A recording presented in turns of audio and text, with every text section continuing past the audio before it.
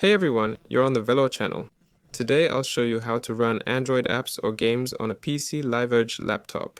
First, we need to enable virtualization. Search for Turn Windows features on or off. Okay, go there and enable Hyper-V.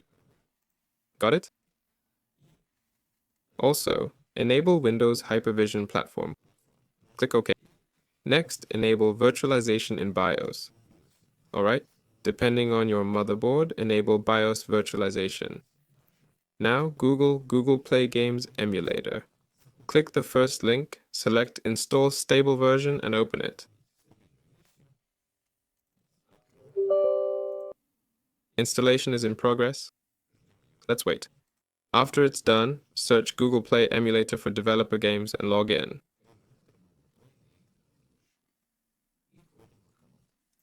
Once logged in, the emulator starts up. Click Accept where needed. Now we have the emulator and Google Play. There, you can search and browse what's available. That's all for now. This was Velor. See you later.